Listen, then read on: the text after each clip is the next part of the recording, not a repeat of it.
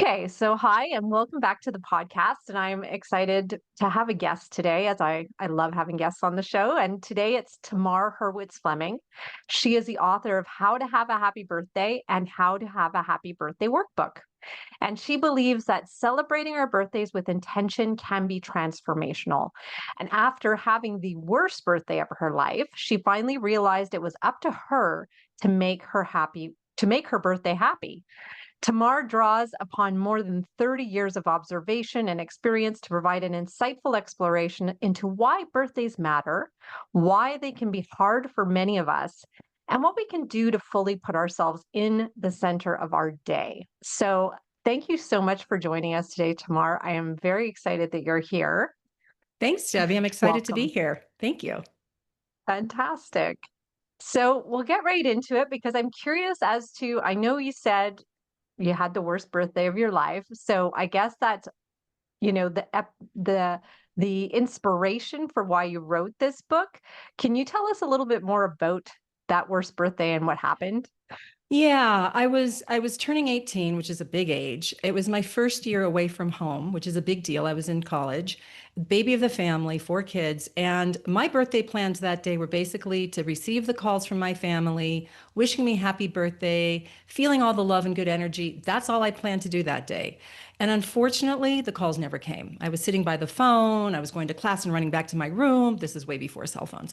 And by the time the night came and ended and no calls had come, I was just devastated. I was just heartbroken, really. I felt, oh my goodness, my family forgot my birthday. How could they? And it just unfortunately confirmed a lot of messages I sort of had about myself, that I wasn't really lovable, I wasn't important, I wasn't cared about. And that's actually not what was going on for them, but that's what it felt like for me. And it was really, really a hard birthday, just terrible. And then 2 years later, I turned 20, another milestone birthday. This time I was living abroad, my junior year abroad. I was living in France. And I woke up. I still didn't have any plans. But that day when I woke up, I realized it's just me. There's no one else around. I'm going to take the day off class. I'm going to walk through town. I bought myself a bottle of fancy French perfume that I could not afford. And I ended up having some friends over for some cake later. And I ended up having a wonderful birthday. And that was the first great birthday of my life because I took charge, because I wasn't waiting for Mhm. other people to give me the energy that I needed to generate for myself. You know, one of the things that I'm realizing very clearly is we're not supposed to outsource our birthdays. We're not supposed to wait for others to do it for us because if we do, we're going to set ourselves up for disappointment every time. And actually, Yeah. because we do set ourselves up for disappointment subconsciously and we get disappointed, a lot of us just shut down and say, okay, my birthdays don't matter. They're for kids. I don't care anymore. Yeah. So one disappointing birthday can be the end of like having a great birthday It can. because It it's can. in our mind. And Yeah. what are some, like, I know, regardless of age, and like we get into this midlife time, and I know age is an issue for some people, but even regardless of age, birthdays can be a problem for people. And one of the reasons is what you just said. And what are some other things that can happen that can make birthdays such an issue? Well, you are hitting a very sensitive topic right off the bat by talking about aging. You know, our society is Mm-hmm. very celebrates youth, reveres youth, and as soon as we sort of get past a certain age, we feel like we're invisible, we feel like we don't matter, and we don't want to admit that we're older, especially women. And I think that this doesn't serve any of us. I'm a big proponent of aging proudly and loudly, and I'm happy that there are a lot of podcasts out there now that are very proactive about aging and embracing our Mm-hmm. age and wherever we are in our time of life. So thank you for being one of those people that do that work. So aging is something that makes us afraid to celebrate each passing year. Also, as I said, we do have these expectations, and sometimes the pain that we feel around our birthdays comes from childhood stuff, right?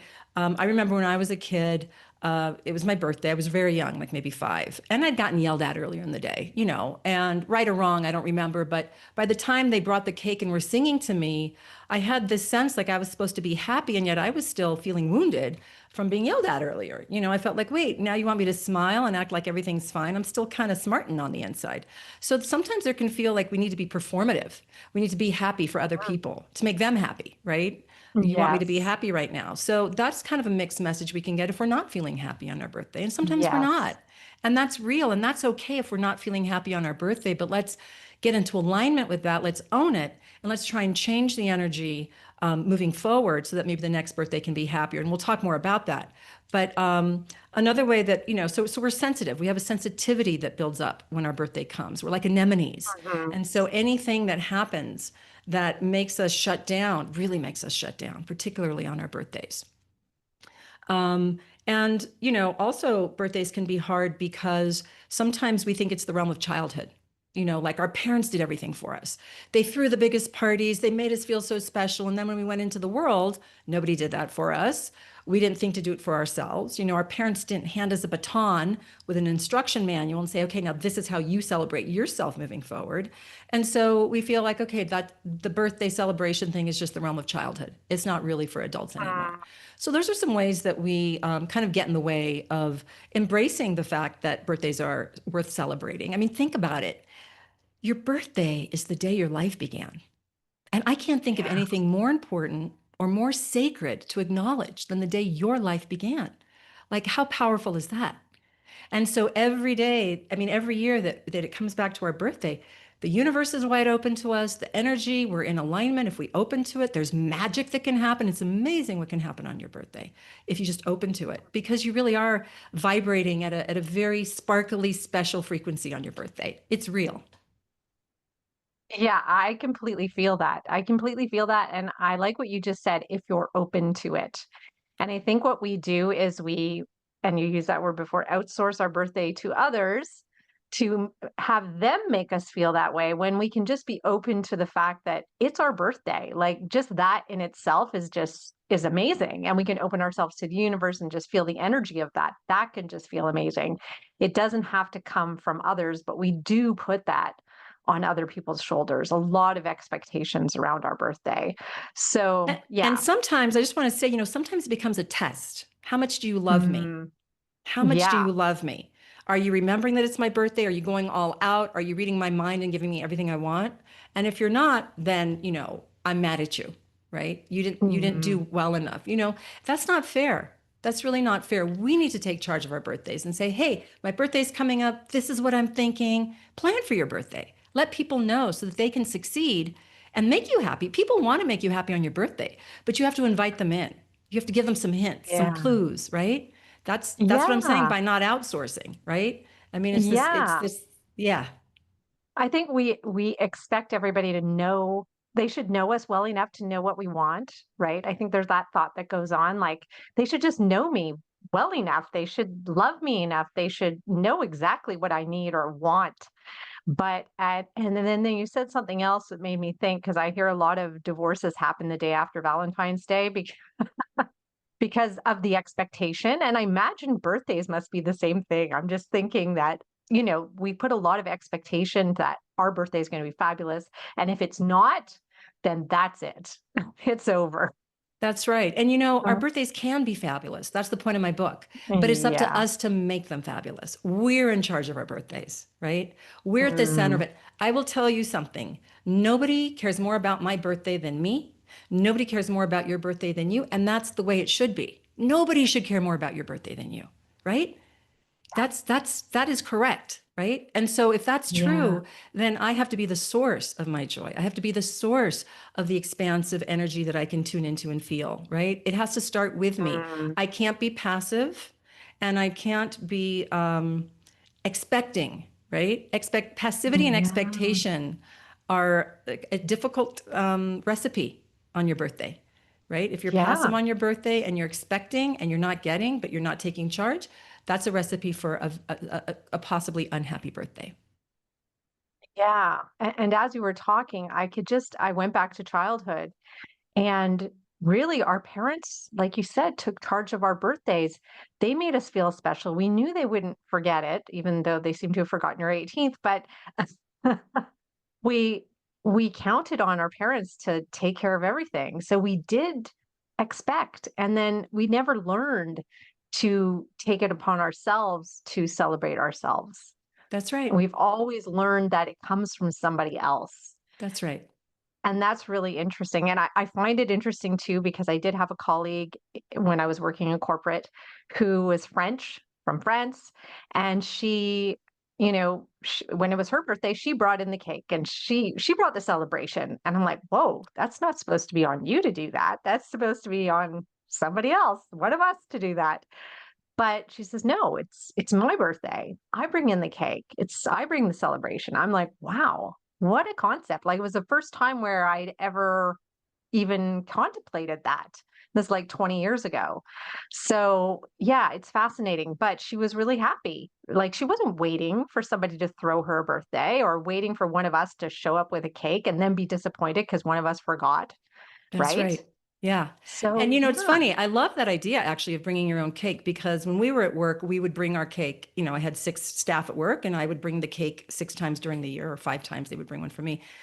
And I actually like the idea of bringing your own cake because then you just have to bring cake one day a year, right? If you're always bringing cake for your colleagues and your friends, you're bringing cake a lot of times. But if it's just Yes. if it's just me one day a year, here you go. I love that, and I also love it because, again, like you're saying, it puts you in the driver's seat to celebrate yourself and to invite others to join in the celebration. And who doesn't want cake at the office? Absolutely. It's always good at the office. An excuse to like get away from your desk and go have cake. It's always good. Yeah, yeah, and celebrate. So I know in your book you go through many ways that we sabotage our birthdays, right? Can you tell us about a few of those ways that we do that? And I think a couple have probably come up already when we were talking. Yeah. Well, the first way we sabotage our birthdays, and a lot of people do this, and that's why it's the second chapter in my book. It felt really important to get right into the birthday blues and ways we sabotage our birthday. I actually think that there's this spectrum where we're either birthday positive or birthday avoidant, and that all of us fall somewhere on the spectrum. And my anecdotal evidence is no hard data, but I believe we could actually draw a line right down the middle and half the population in this country falls on one side and the other half falls on the other. It's just to what Oh. extreme do we go? But so sabotaging our birthday joy is something we do subconsciously, not consciously. But the first way we do it is we ignore our birthdays. We've already talked about why we might want to ignore our birthdays. We don't want to admit we're getting older. We don't want to get our hopes up. We don't want to bother with doing anything special for ourselves. Why? We're used to pleasing other people, not ourselves. So we just ignore our birthdays. That's number one way we Mhm. sabotage our birthdays. Number two is related. We don't tell anybody. We might know it's our birthday, but we're not, and we might be into it, but we don't tell anybody. We don't give our friends or our colleagues or people close to us the opportunity to remember that it's our birthday. Because let's face it, a lot of people don't keep track, and we don't plan in advance. So that's another way.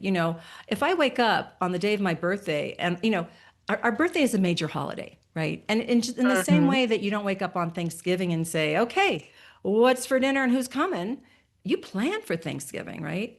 And so it's important to plan for your birthday as well. And one of the ways we sabotage is we don't plan. So if the day of our birthday we show up and you want to go have dinner with some friends and they're not available, you've just sabotaged your birthday joy because you didn't give your friends an opportunity to be available for you because you didn't plan in advance, right? So planning is really important. So good.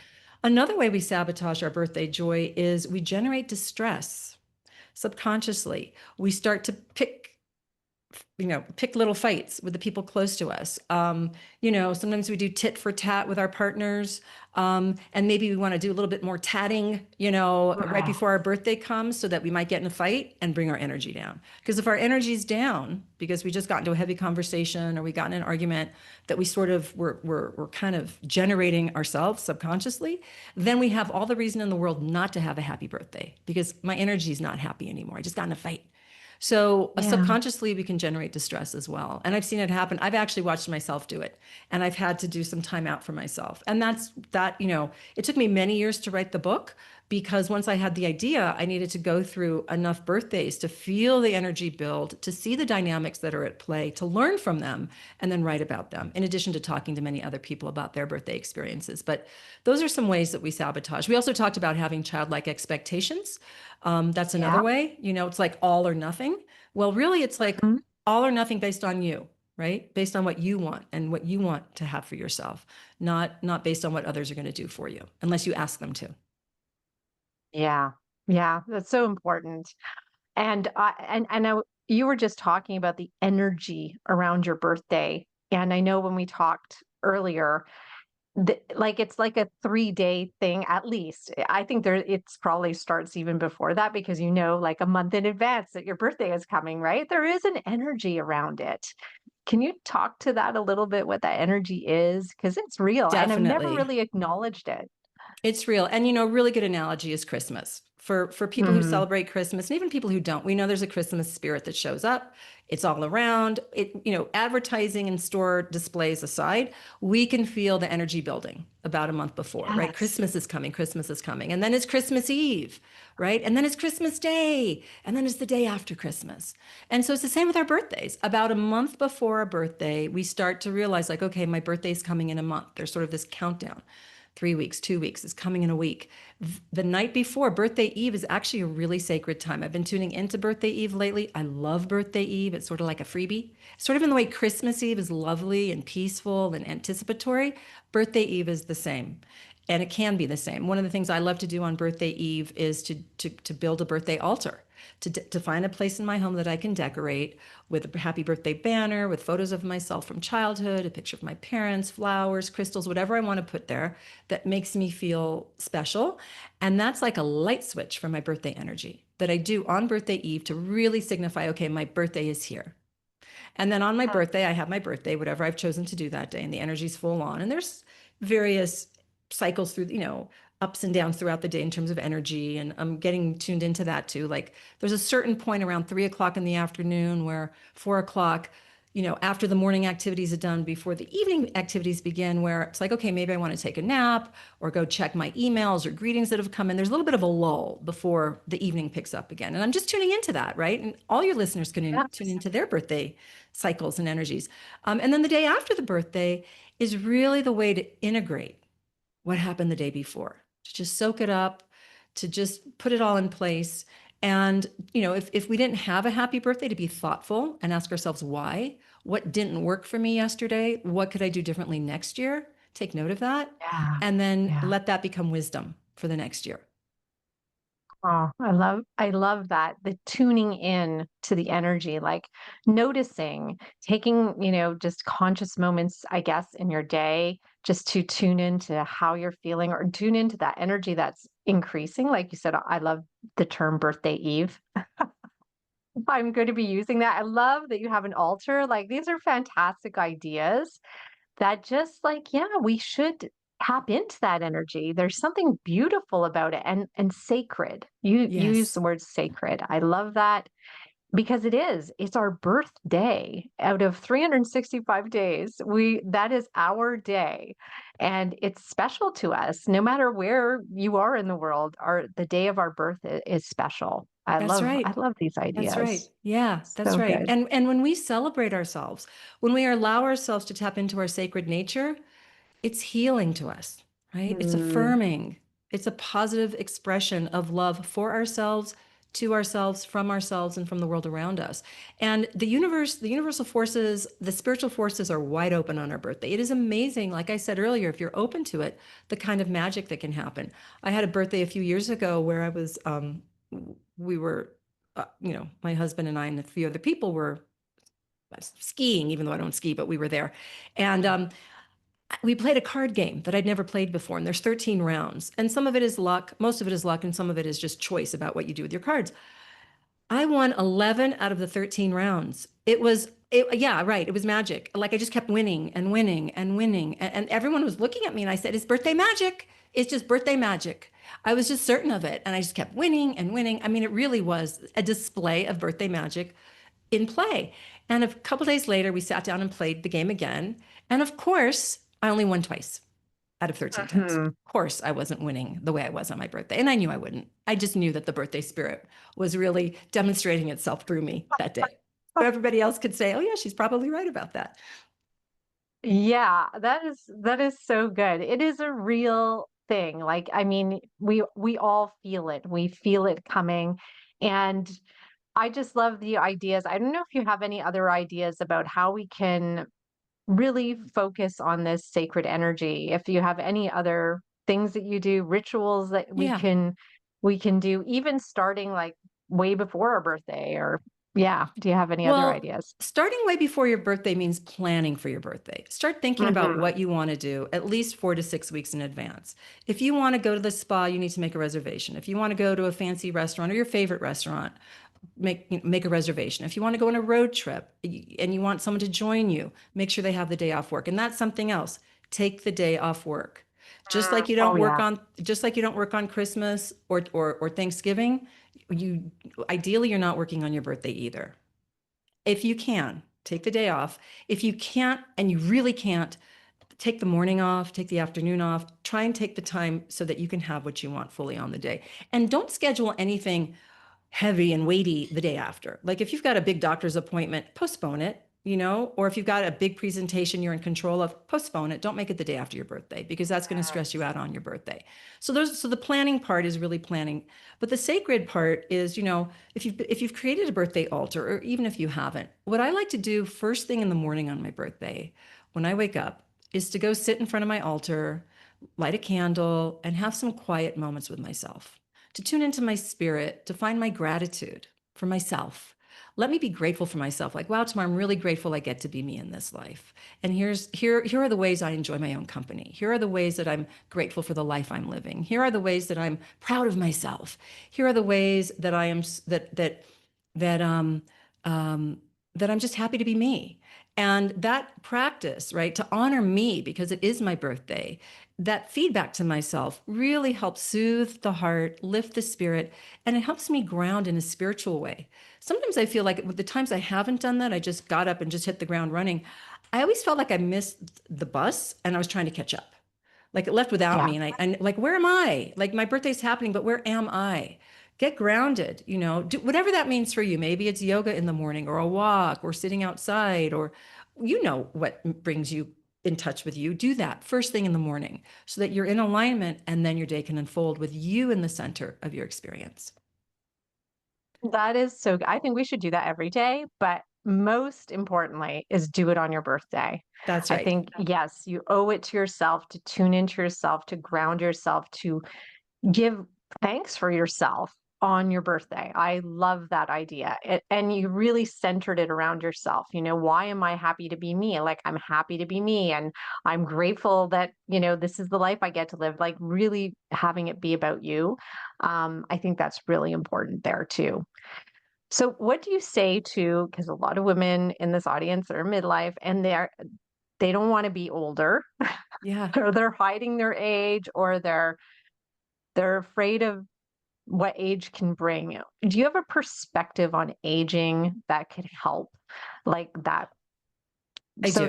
that they can celebrate their birthdays? Because I think a lot of them are birthday avoidant, maybe, like you said. Yeah. Yeah. Yeah. So I'm 59. I'm going to be 60 in January. So I've lived enough years now that I consider myself able to talk about aging from an experiential place. And I can say from my own experience, I'm happy to say that life has gotten better for me as I've gotten older. I have more experience, I have more wisdom, I have clearer boundaries. I'm less willing to be a people pleaser and more willing to do what's true for me because I understand I have less time left. That's the thing about getting older is that you recognize there's less time left and that can make you feel anxious, but maybe it can make you feel anxious in a good way. Like, oh, if I have less time, why am I putting up with this BS that's happening in my life that I don't want to put up with anymore? So there's a sense of empowerment that comes when we age that I Yeah. love. I care less what people think about me. I mean, of course, I still care what people think about me, but not the way I did when I was 29, that's for sure, or 39, right? The other thing about Yeah. aging that I want to say that is absolutely true is that aging is a privilege. Every year you get to count, every extra candle you get on that cake is a blessing and a privilege because we all know people who didn't make it to our age. And so let's turn it around. And instead of grumbling that we're getting another year older, let's celebrate and offer our gratitude. Thank you for giving me another year of life. I'm going to turn 60 in January. I hope I'm going to turn 60 in January. There's no guarantee. I may not make it to 60, right? I hope I Yeah. do. Yeah. And when I make it to 60, you bet I'm going to celebrate. It's a big number. It's a big number. I can feel it. And I'm not going to admit that there isn't some sobriety around that number, right? I feel like Mhm. it's sort of the end point of middle age if not the beginning of the senior years, which has a weighty sound to it. But I also want to say for those of us that are afraid of aging, a lot of it has to do with society's messaging to us as women that we're no longer attractive, we're no longer sexy, we're no longer desirable, we're becoming invisible, we're not marketed to in the same way. And I just want to challenge that. Like, who in society is saying that to us? How dare you define me by your rule book? How dare you project onto me that I'm no longer beautiful or sexy or desirable or valuable as a member of society just because I'm 59? I'm not buying that. And if I do buy it, guess what? I'm participating in my own subjugation by agreeing to that, what is basically a lie. It's not true. And for those of us that feel invisible, I want to say something. I feel invisible too, to the generations that are younger. Sometimes, yes, sometimes no. But you know what? I don't really want to be visible to the 20 somethings in this world. I've moved on. I am visible to my peer group. They see me, I see them. I'm very interested in my peer group. I recognize them, they recognize me. I'm not invisible at all to them. I'm looking for them, right? I love my peer group.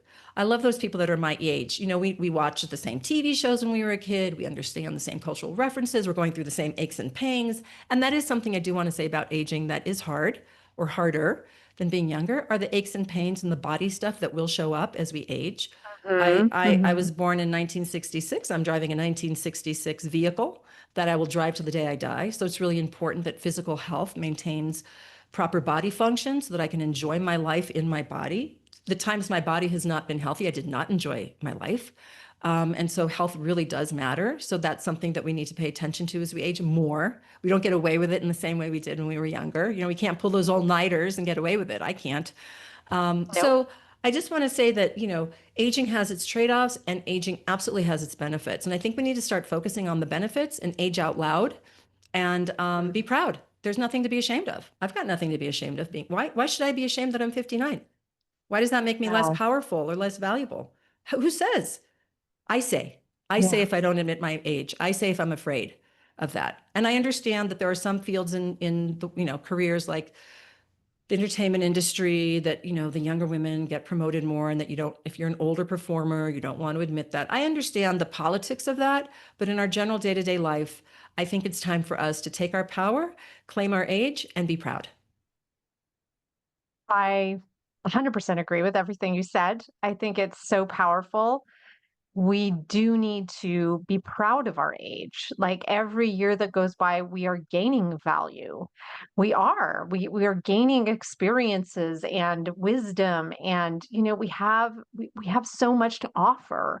I think I'm 52. I just think I have way more to offer now than when I was 22. Like, and I was starting out in work in the work area and in corporate, and I just didn't feel like I knew anything. I still don't feel like I know a lot, but I feel like I have more better energy, better though it's the wisdom. I think you just a life lived so far. Yeah, yeah. There's still more life to go, but And self-confidence, right? Aren't you more and confident now? self-confidence. Oh yeah, definitely. Isn't that Definitely. I would never have wonderful? done a podcast at 22. No way. This is this is something you do with age. Like you learn these things as you get older, and I really really appreciate that perspective because we do see the comparison. If you spend any time on social media or online, you are constantly shown products and all these things about anti-aging, and I think we need to turn that around and be pro-aging. I think we're all aging. We can't stop that. That's the one thing we all have in common. Yeah, it's true. And it's funny, I've been thinking about that. I'm at the age, and it's happening a lot much earlier now, where, you do the procedures and you do the stuff to look younger. And we can all look younger, but we all can't look older. And so as my wrinkles are coming in, these are hard earned. I am not getting rid of them. I like my wrinkles. I like my gray hair. This is my choice for me. We all get to make choices about how we want to age and be, but I'm actually really excited about I'm not in a rush, but I'm excited about becoming an old lady with the wrinkles and the white hair and maintaining my power and my grace and my style and being a role model for younger women like you can be like this. And so I actually look around to other role models that are older, like, oh, I like the way Mhm. you're doing you. I like it. Thank you for showing me it can be done. I want to be like you. And I actually Yes. was sitting recently, I was actually in Barcelona in Europe. You know, European women are different Hmm. in their aging style than American women. And I just kept staring at this table of beautiful gray and white haired ladies with the wrinkles. And I just kept staring and staring. And I didn't think they could see me, but they could. Because when they got up to left, one of the women looked at me and smiled because she knew I'd been staring. But I was Oh, staring with a smile on my face, with admiration.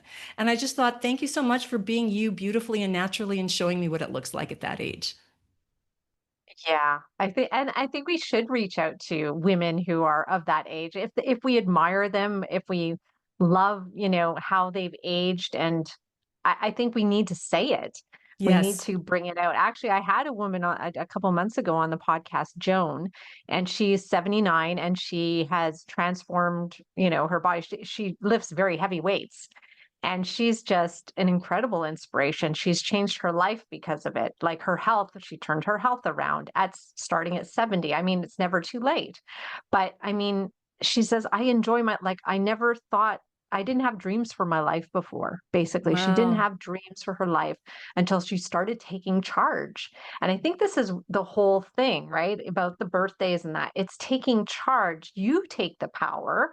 You can take the power over your birthday. You can take the power over your body and how you age. I mean, the more you take responsibility for it, I just think the better your experience will be of all of it. Exactly. And, you know, if you can take one day a year, and it's just one day, we're not asking you to take Mhm. charge of every day. That's a lot. But if you're just getting started on taking charge of your life, start with your birthday and let it inform the rest of your life because it is about empowerment, 100%. What you're saying is Mhm. absolutely right. And we want to be empowered 365 days of the year for sure. But for those of us that have had some challenge with that, remember, a lot of us are people pleasers. And people pleasers, by definition, don't put themselves first, don't know how to put themselves first, right? And I also want to say there is a distinction between being a people pleaser and being of service to people. Like some of us are Mhm. wired to be of service to others, to society, to whatever. And that's different than being a people pleaser. I just want to draw that distinction. And there's nothing wrong with people pleasing other than it makes us sometimes disappear ourselves in the process, right? If we're always Yeah. pleasing others, then who am I? Where am I in all of this? And the birthday gives you an opportunity to find yourself, put yourself in the center of your day, ask for what you want, create what you want, and then feel the uplifting energy that can come, that can actually be transformative. Yeah, I love that. I think that's something that we need to remember that, especially that distinction between people pleasing and being in service. Because people pleasing is being in service, but at the expense of yourself. So that's where we have to remember. And I love that, yeah, why not use your birthday as an experiment? It is the one day of the year where it should be about you. So why not try on that day to really make it about you? That's such a smart Exactly. idea. Start on that day. Yeah. And everybody will let you. That's the other Yeah. flip side. It's like if you say it's my birthday today, everyone's going to light up for you. You know, I tell strangers it's my birthday. I love it when they light up and say happy birthday. I take their energy. I take their positive energy. So everybody gives you permission on your birthday. You know why? Because we all have one. I'm Mhm. not envious of you when you have a happy birthday because I know I get to have a birthday too and I get to make it happy. So it's an equal opportunity provider. It's just one day a year. And for those of your listeners who are curious, who maybe have been avoiding their birthdays in the past, who didn't like them and are curious about experimenting, having a happier birthday, I invite you to just think of it as a practice. Just practice having a happier birthday. Whatever one is coming up next, allow yourself, give yourself permission to have a happier birthday. Make it happen for yourself. And I promise you, you will experience an uplift in energy and more joy than you have felt before. Mm, that sounds so good.